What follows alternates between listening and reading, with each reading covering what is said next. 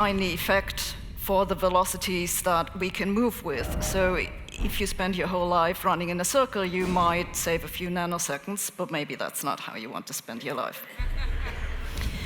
Einstein's theory of special relativity has taught us a lot of amazing things, but for me, one of the most surprising things is that it has told us that our perception of this present moment of now as something special is entirely subjective. It doesn't exist in the fundamental laws of nature. To understand why I say this, ask yourself whether I'm here now. Well, you might say, well, that's kind of a weird question that only physicists can ask. But the answer is not obviously yes.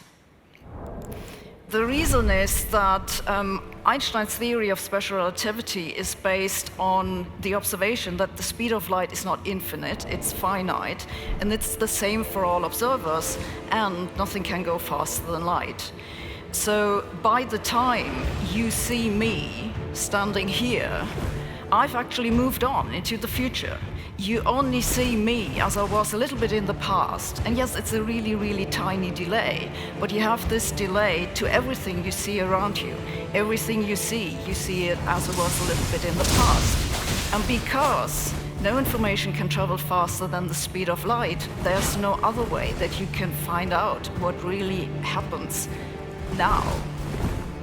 So that's a little bit disturbing. You might say, well, but by the time that the light arrives at you, you could try to reconstruct, say, what you were doing when I was talking about rocks. You could say, well, at this time I was just scratching my head.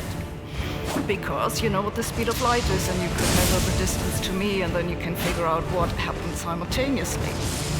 The problem is that if somebody else does that, who's walking through the room, they get a different result.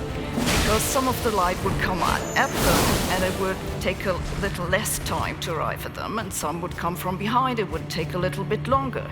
So they would reconstruct different things to happen at the same time.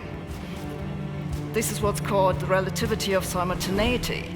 Different observers come to different conclusions about what happens at the same time. That's true when we're talking about the past, and it's also true when we're talking about the present.